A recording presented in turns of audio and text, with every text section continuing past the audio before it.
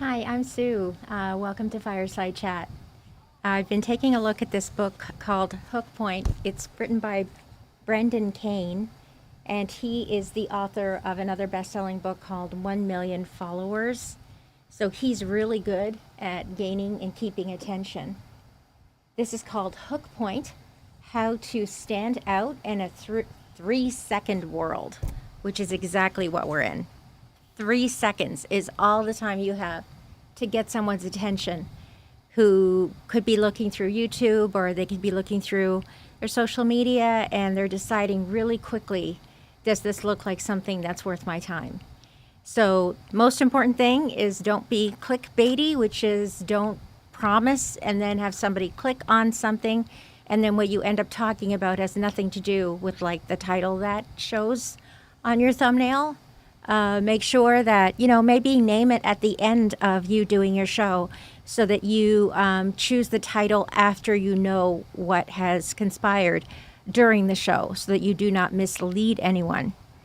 So we've been talking about, I think we mentioned about Paranormal Activity, and that's a movie that was out many years ago, and the way that they actually marketed it was they showed the audience's reaction and how scared they were, and they were kind of like jumping and terrified and upset because the movie scared them so much. I remember saying to myself, I don't want to see that movie because it looks so scary.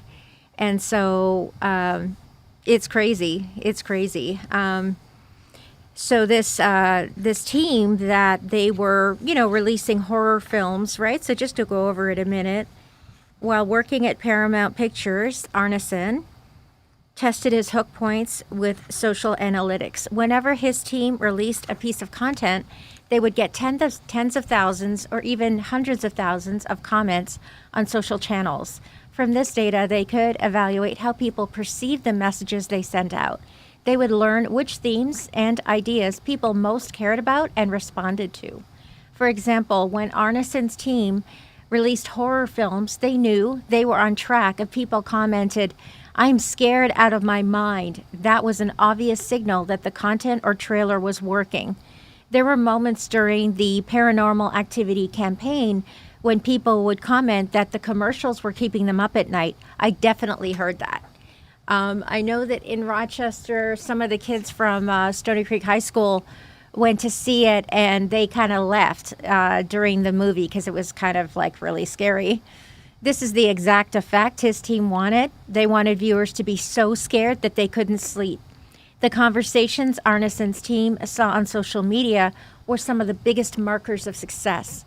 So that's what they were looking for. They were looking for people to have word of mouth and to tell each other, oh gosh, I just saw the scariest movie. You won't believe how scary it is, and I can't sleep for like 3 nights, and you're just going to have it in the back of your mind all the time. You're going to be looking over your shoulder all the time because you're going to feel so paranoid after watching this movie.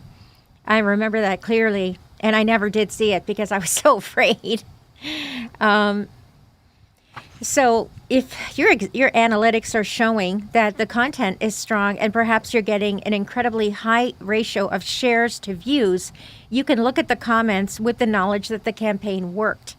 That way, if a commenter criticizes the video, it won't affect your future decisions. Instead, you'll know to pay attention to the positive comments to glean additional, perhaps nuanced insights about why the content is performing well.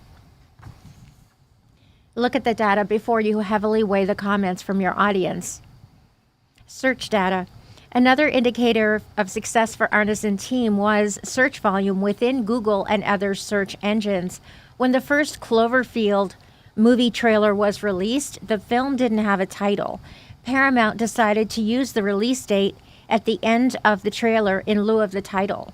Arneson ran the search department at Paramount, and he could see that after they released the trailer, there were search spikes on the internet for the release date of the movie.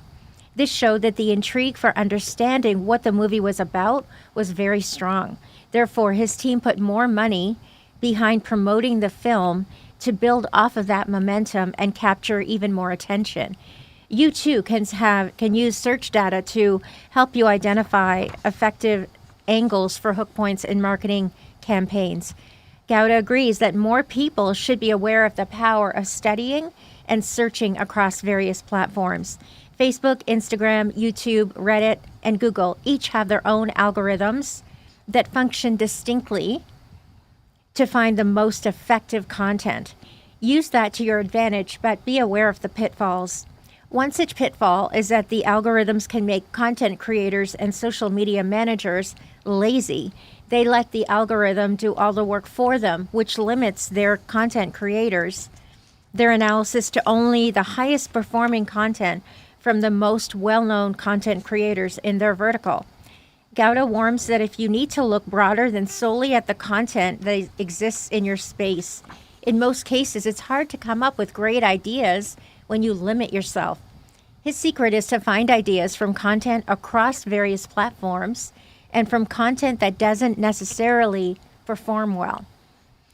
For Gouda, Reddit is one of the best platforms where you can find new ideas. He feels that Reddit gets a lot of the best content first because their algorithm has a lot less weight. Content is pushed to the top from user engagements. This is because Reddit is an active engagement platform, meaning that users aren't just shown content to swipe through. They actually have to click on posts, which forces them to work to curate content on their own. The platform trains viewers to be super intelligent in terms of how they respond to content, so that when a GIF, a video, or concept actually makes it to the top of the feed, it's much more powerful than when it does so on other platforms.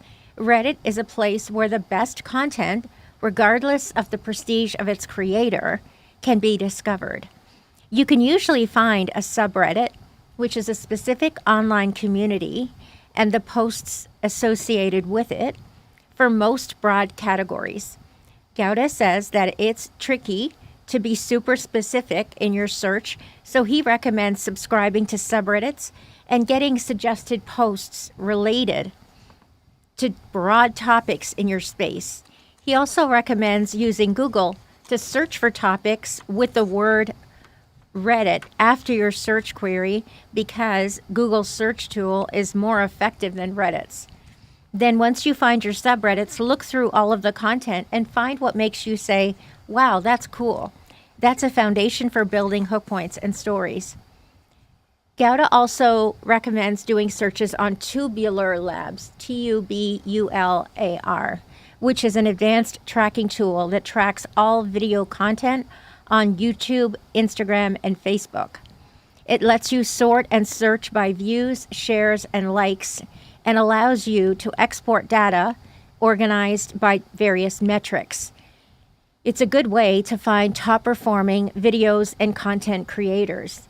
Gouda pays the most attention to views within a certain time period, or the ratio of shares to views. He does caution, however, that you have to be discerning about how you read the data. Sometimes paid media can spike a post's performance, and you don't want to walk away thinking that the great video was a great idea when in reality it just had an effective ad campaign behind it. Do your homework by clicking into each video and decide, based on the metrics, if it looks like the views are the result of a paid campaign or not. YouTube. The last tool Gouda recommends for coming up with content ideas and hook points is YouTube. By searching beyond the obvious keywords that most people in your space would use, you can take the extra step of digging in and finding content that didn't get a ton of views and that may have poor production value, but that nevertheless offers little nuggets of gold. By doing a granular search of this nature, Gouda has found ideas for some of the highest performing videos he's ever made. For example, he found a video of an older woman in China folding clothing. She had a very slick technique, a 1-2-3 approach that allowed her to fold a pile of t-shirts in seconds. Gouda's team took the concept, packaged the idea distinctively, promised good communication, and it generated more than 300 million views. Alternatively, you can search for ideas to repurpose from videos on YouTube. with high production value that also weren't packaged correctly. For example, Gouda once found a well-produced video of an April Fool's joke that only had 4,000 views. His team repurposed the idea, downgraded the production value pretty heavily, and got 150 million views. In this case, the lower production felt more authentic for audiences and worked better. There is no one-dimensional truth in this space. You need to search, test, and learn to come up with the best hook points and communication design for each piece of content. Be willing to continually learn and grow to find the best ways to spread and share your message. Become president and save the planet, mastering the art of storytelling. Whether it's a young adult who's just graduated from college or a billionaire who's had a tremendous amount of success, people across the board struggle to package their value propositions. They aren't sure what makes them unique and don't know how to come up with a captivating and succinct story that both captures and holds people's attention in our 3-second world. Telling stories that speak to audiences and that meet their communication styles and needs is one of the most important skills you can learn. When attempting to secure new business in a meeting, create a viral video for social channels, or write copy to market your brand, you need to know how to tell a story quickly and efficiently that shows people the value you or your product can offer. Over the years, I've crafted several stories about who I am and what I do, which includes case studies about the clients I've worked with. While in meetings, I ask questions to get an understanding of my prospects' pain points. Then, based on their responses, I strategically choose to tell them different variations of my stories based on their needs. One time, I was in a meeting with a gentleman named Michael Wright, who was, at the time, CEO of Steven Spielberg's film production company, Amblin Entertainment. A partner of mine had set up a meeting, and neither Wright nor I had any idea what the meeting was for. All we knew was that it would have to take less than 25 minutes because Wright was super busy. We sat down, and I spent the first 7 or 8 minutes asking Wright questions about Amblin Entertainment's core focus.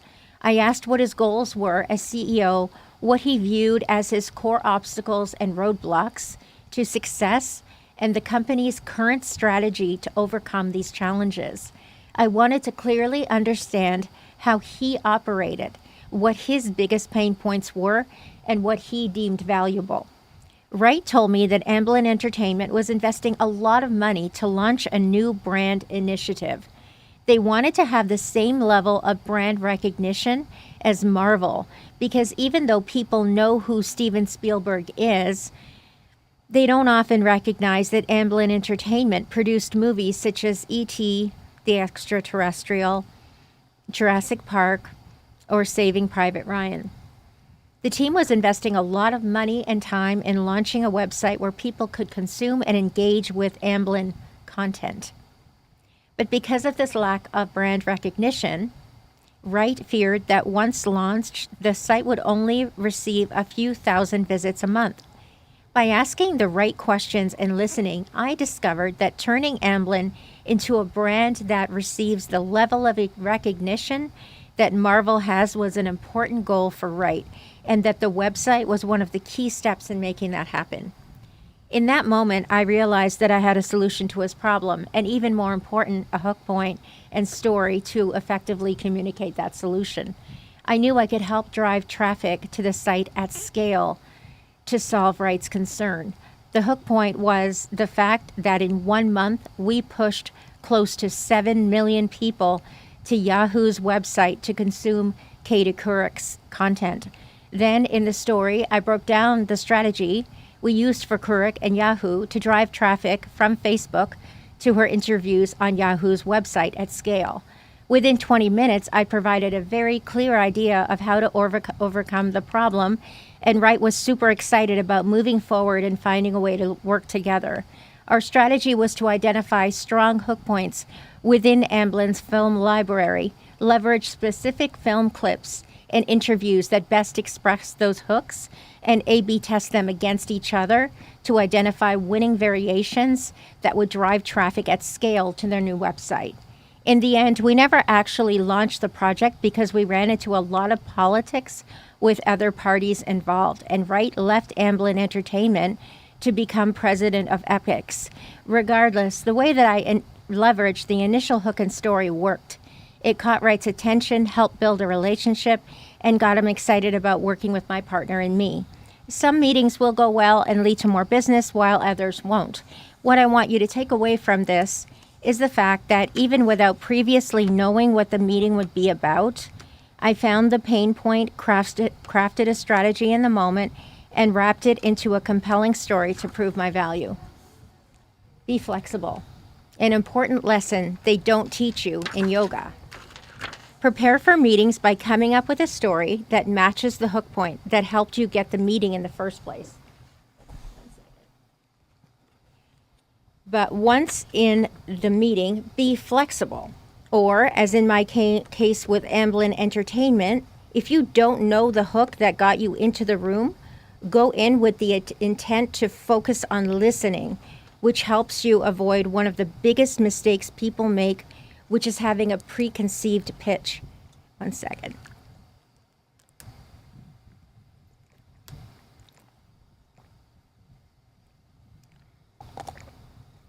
This type of pitch makes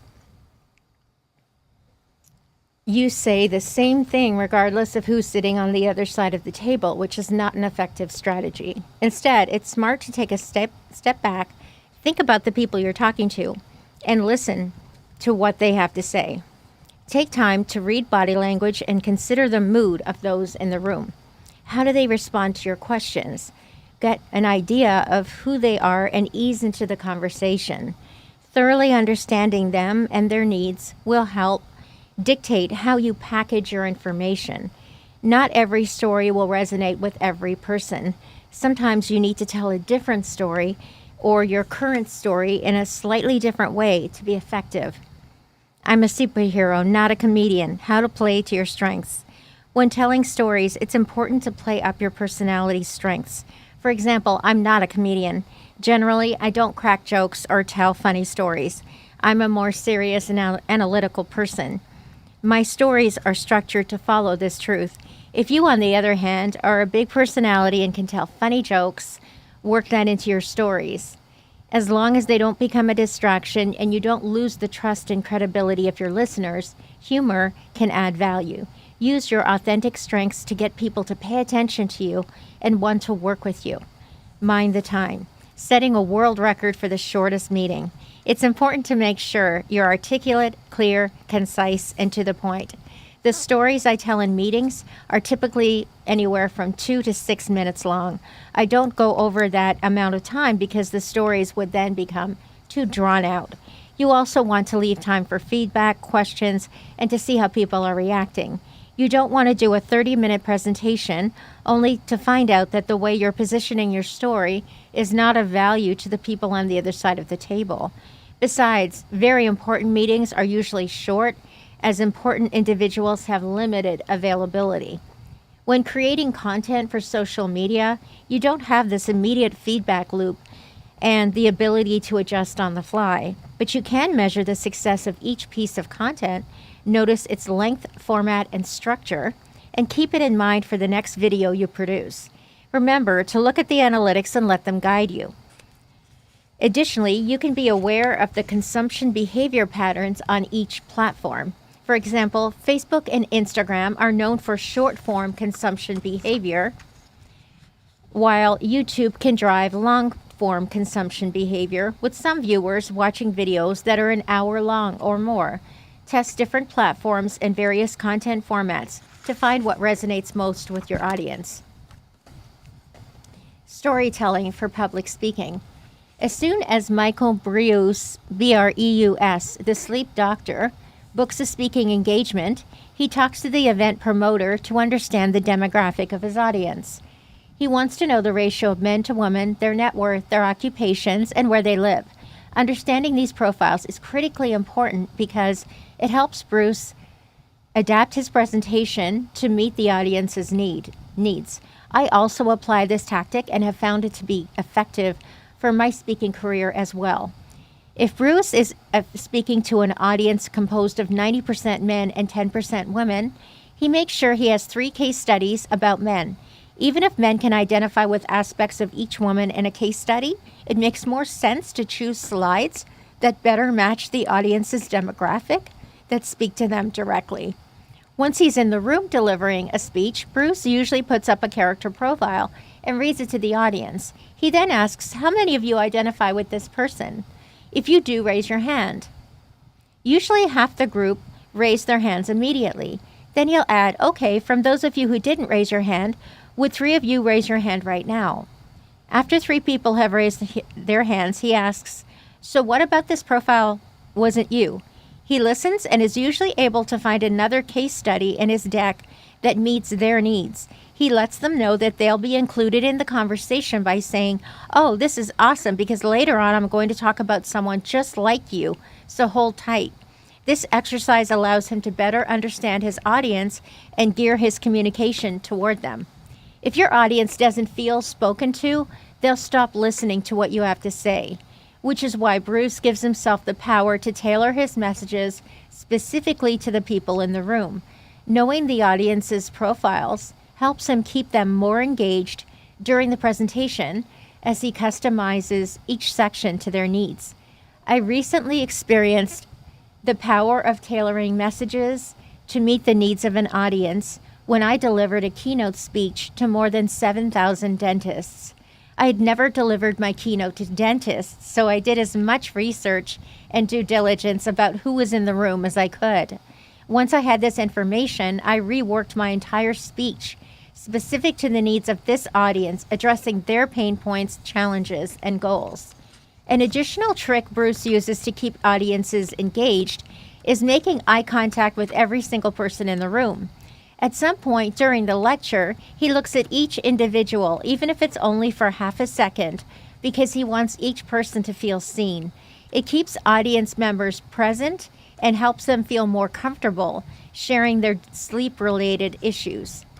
The final storytelling technique Bruce uses to make the most of speaking engagements is starting off Q&A sessions with questions related to his best hook points.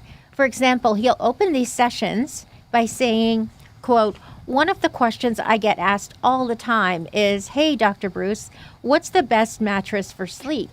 These hook point topics are interesting and leave people wanting to learn more. Find out who your audience is so you can best match their needs. You'll be more helpful and have more engagement if you truly understand them. The process communication model. The PCM, or process communication model, is a behavioral observational tool that allows you to communicate more effectively. It's been used by the likes of NASA, Bill Clinton, and Pixar to help them achieve their business and communication objectives. Jeff King, a PCM expert, gives us a brief overview of the best ways to reach and engage audiences through the use of this model.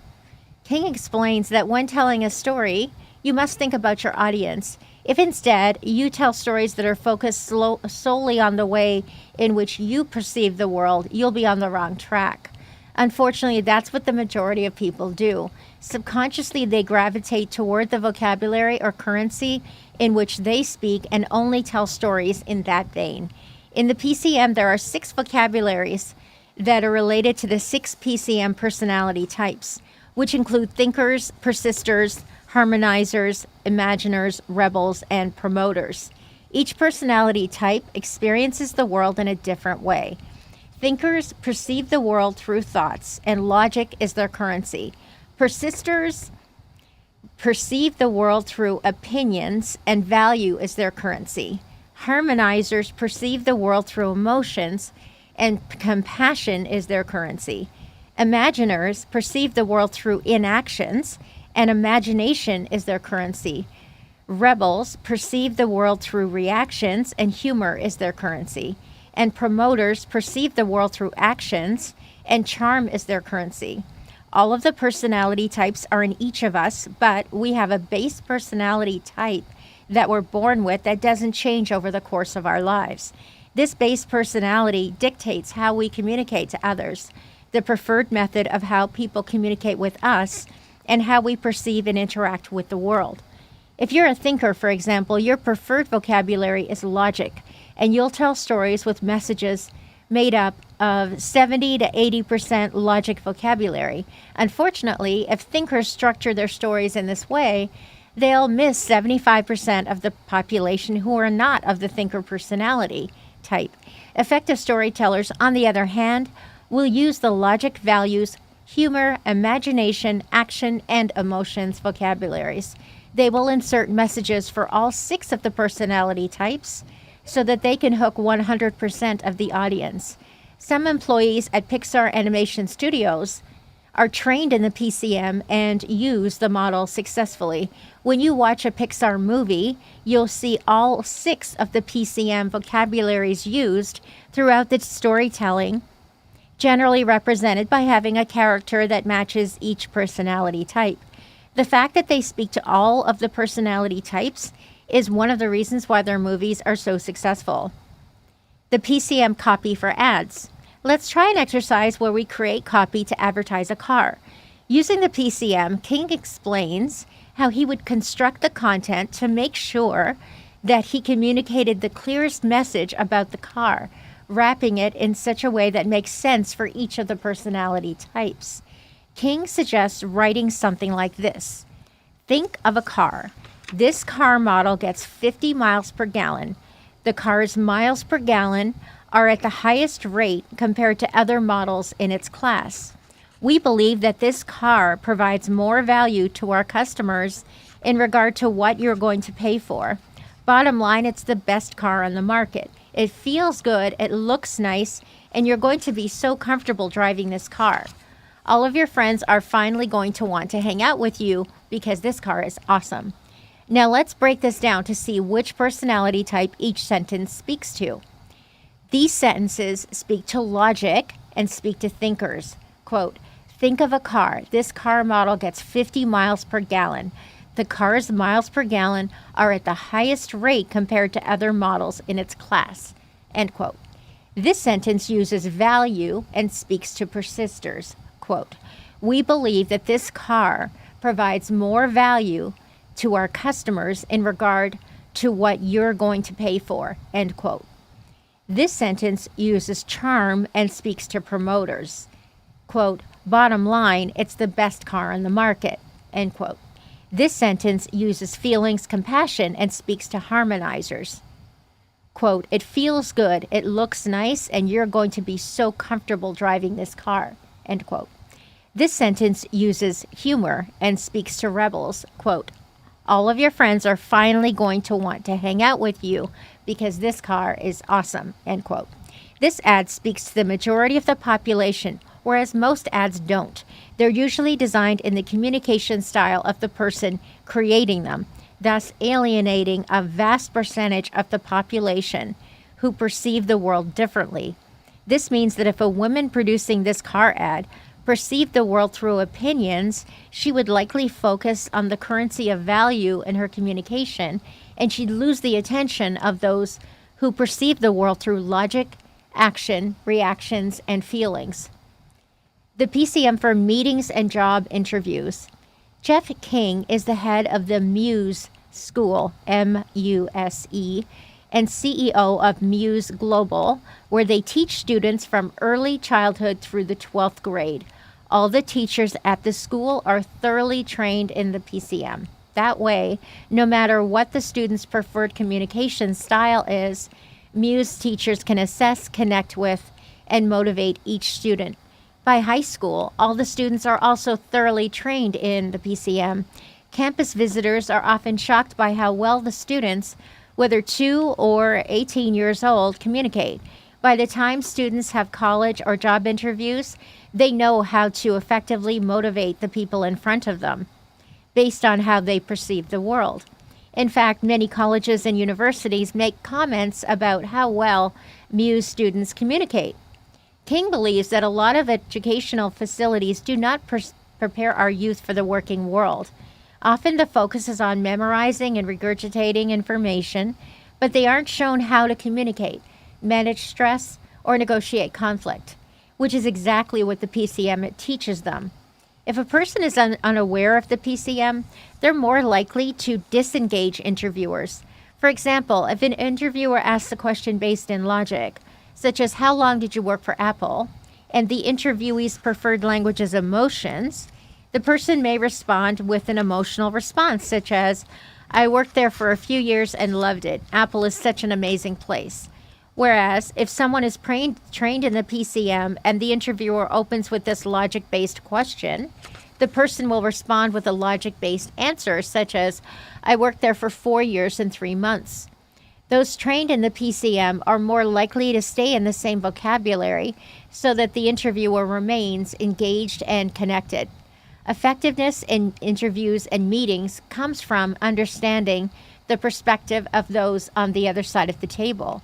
You want to meet their needs. It's not about going in and blurting out whatever is on your mind. So try to actually understand the people on the other side of the table and communicate on their level so that you're on the same page. How Bill Clinton leveraged the PCM to become president. Bill Clinton is a great example of how the PCM can enhance your career. He constantly uses it to assess others and connect with them. And he consistently uses all 6 of the PCM vocabularies in his speeches. When Clinton ran for president, he engaged just about 100% of his audience. He had all ears on him, which is exactly what you want when you're a public speaker. One of the key turning points during the 1996 presidential election was when Clinton won a critical debate against George Bush. King explains that during the debate, a woman asked a question about how each party would address the economic crisis and how it was affecting people's lives. She also stated that she felt the economic recession had negatively impacted her own life, as well as her friends and families. Bush responded to the question with thoughts and logic, as well as value and opinions. However, the woman perceived the world through feelings and emotions, so Bush's answer didn't connect with her.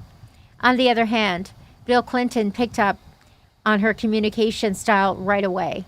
He responded to her personally and shared that he felt her pain.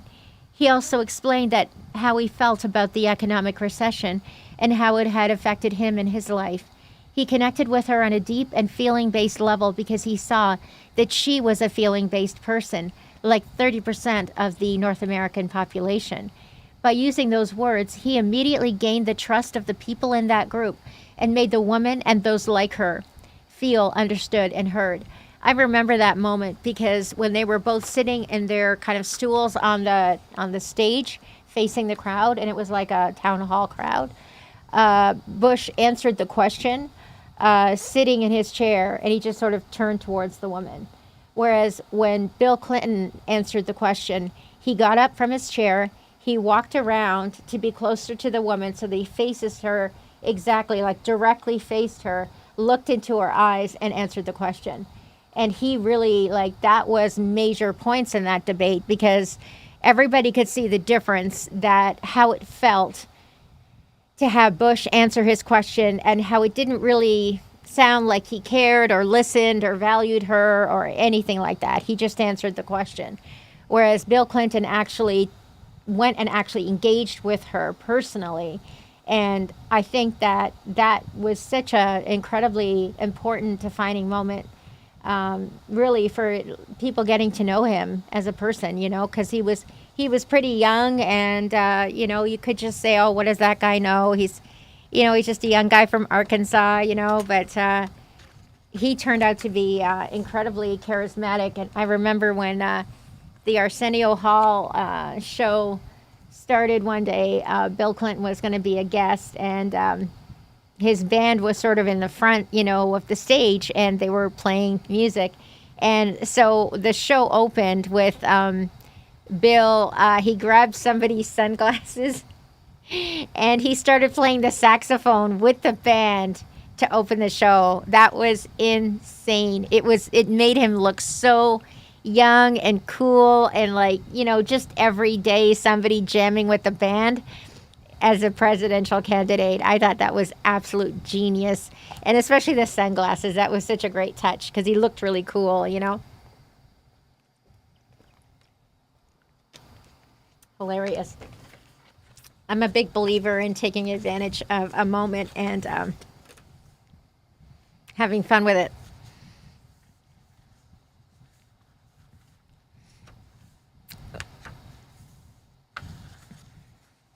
Hillary Clinton, on the other hand, did not follow in her husband's footsteps. One of the reasons she lost the election to Donald Trump was because she only spoke two vocabularies, logic and values. King thinks that Hillary Clinton may have been the most qualified person to ever run for president of the United States, but because she only spoke in logic and values, she wasn't accessible to a significant portion of the North American population. That's interesting. I know that people have said for years that for some reason they found her unlikable, and I always wondered why, what was behind that? Why is she unlikable? And it's interesting because I wonder if it's something similar, simple, like connecting with people or feeling, I don't know, heard or understood or whatever it is. That's incredible that if she had just taken some teaching from her husband, she could have actually related to a lot more people. The PCM teaches that when people are in a positive life position, we can speak from all six vocabularies and effectively connect and appreciate the diversity of all six personality types. When we're in a negative life position, we're in what the PCM refers to as distress. When we are in distress, we behave in a way that is negative to those around us. Thus, we're not concerned about the well-being of others or connecting with others to motivate them in a positive way. Trump usually communicates in distress from his promoter personality type. Promoters in distress are willing to say whatever it takes to appease their audience. Promoter distress behavior is to manipulate people and to get them to argue and fight with one another. King points out that Trump has said things like, "I'm going to turn my taxes over," or "I will sit down with Robert Mueller." King believes Trump never had any intention of doing either of those things. He only said them because he knew that it was what his audience wanted to hear. Promoters can also be very skilled at manipulating people and setting groups up against each other. Over the past couple of years, and even while Trump was running for the election, he pinned groups against each other so he could step back and say, "Well, they're not getting along. I have to go in and save the day." When promoters are not in distress, they can act in positive ways, just like any other personality type. Each personality has a positive and negative or distressed side. The PCM teaches individuals how to keep themselves in a positive life position and how to help others move from distress to a more positive life position. Okay, I think we've talked about enough of the PCM, so I'm going to skip ahead to something, whatever the next topic is. Okay, so let's see. We'll go to another. We're going to talk a little bit about maybe Red Bull. On Red Bull's website and in social content, they feature athletes from every sport. Whether it's climbing, basketball, or a cricket star, they create the stage on which to tell a story about these accomplished individuals. Again, they don't talk about their sports strengths. Instead, they make the athletes the heroes of the story. In fact, in 2012, Red Bull invested more than $60 million to stage, film, and promote its Stratos event, which featured supersonic skydiver Felix Baumgartner's jump from a helium balloon in the stratosphere more than 24 miles above Earth's surface. Baumgartner reached speeds of up to 725 miles per hour and broke 3 world records, including breaking the sound barrier at Mach 1.24. Red Bull staged the event and used its production company, Red Bull Media House, and TV channel Servus TV to distribute images to various other media outlets. Additionally, YouTube's live stream recorded more than 340 million site views before the actual jump. At the time, the event helped YouTube set a new record with more than 8 million viewers watching simultaneously. Owen Gibson of The Guardian reported that major brands have been talking for years about becoming content producers rather than simply paying media and rights owners to advertise or slap their logos on shirts and hoardings, but none have taken it as seriously as Red Bull. The amount of time and money that Red Bull invested in this event proves that they valued the impact of making athletes the heroes of their stories, not to mention skydiving from space. It's a crazy good hook point. Even when creating business-to-business videos, they don't put the business they're creating the video for in the spotlight. For example, if you make a V2B video for the Adobe Experience Cloud, one of Adobe's clients that uses this product is St. Jude's Children's Research Hospital. In the content shareability created for Adobe, they told the story of how the hospital uses Adobe's technology to be more effective in their work. St. Jude's and its customers are the heroes of the story, while Adobe, like Red Bull, acts as the stage. Another company that knows how to stay in the background of their marketing efforts is Nike. When they created the aforementioned campaign with former quarterback Colin Kaepernick, they didn't focus the content around Nike at all. Kaepernick and his activism were the heroes of the story. People thought that taking a stand like that would kill the company, but instead, as noted, it drove their stock price through the roof. Another example of great storytelling from Nike is their Dream Crazier video. It intercuts images of female athletes and coaches yelling and crying in different sports-related scenarios, explaining that people often label women's emotions or forthrightness as crazy. Then it shows images of the first time a woman boxed or became a sports coach and explains that when they were first starting out, these women were also considered crazy. The message is that when seemingly crazy women take a stand, they become powerful and debunk myths about how women should. Oh, hi! A woman should act. I'm gonna finish this later. This is awesome. Nike urges women to dare to be crazy so they can show people what crazy can accomplish. So please, you can come on in. How you doing? Great. I'm doing great, thank you. This is my good friend, Dr. Stacy. So welcome to Fireside Chat. We're just feel comfortable. It's kind of nice, right? I got my little fan going on, and it's just nice. They put my my little logo up here, so it sort of feels like my little home. And they even created this color, and so it's really, I can't really explain this in a networking. Like I have to tell people, like, you want to come and see it because it's real, right? Yeah. And so, so you could just, talk to me about whatever you want to talk to me about.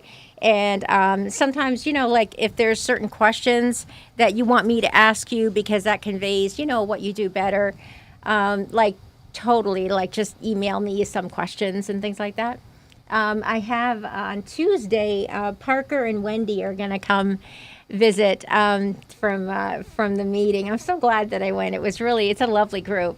I did try to call Antoinette the other day. I'm so glad. Well, I got the voice. They have like a voicemail system, put in the name. So I thought Oh. I did, and I got an Anthony or somebody else. Oh, gosh. So, Would they use the same number? Because I don't have a card for her. I looked after I well, talked to you. I don't either. So I think she just gave me the brochure, and it didn't even have her name on it. Oh, It didn't give me God. her name. So I will write her a Shoot. message. Yeah, because when I was there, I was writing down everybody's names, and then I was writing down like a little bit about them. So I would be like, I wrote Antoinette, like DNA testing, and I didn't know the name of the person she was with. But it was so cute because she was like, you are my person. It was so cute. I love it, right? Yeah, so I did leave a message on that person's So text. glad. I met her at lunch. So, and, I mean, wanted to talk and- I wonder if we could look her. Do you know the name of her company? You know what? Well- I can look it up on Alignable. Yeah, that's what I'm thinking, because you know what? Then we'd have her information, and then we can reach out to her, because I think it'd be super fun, for her and you and me, I think, to just sit and talk about whatever you want, because really it's related, I agree. you get to the very root of a lot of things that she can uncover for people. And I think there isn't enough I think awareness about really Ayurvedic, practice and just like the potential of it. Don't you think? Like, deserves to have a greater voice. It's interesting because like working at Carmanos for all these years, Mm-hmm. I think a lot of times people are like stunned and surprised that like how much holistic stuff that we actually That's have awesome. there, and it's an adjunct that like even if you're doing traditional treatment, Mm-hmm. you can You add can in have Reiki or things, whatever. Yeah. Hi. but not just that. Like What's up? We could. Yeah, we can. We can. Yeah. Thank you. but just like the aspects of Ayurveda, like the meditation, the chanting, You're fine. Just stay and all there. those things. Yeah, because it's so cool that you can get Reiki or like things like reflexology and just things that people wouldn't expect in a hospital, like a proper hospital. That was the It's thing wonderful. that got me hired. Not even the Ayurvedic medicine all those years ago was that, oh, you do Reiki?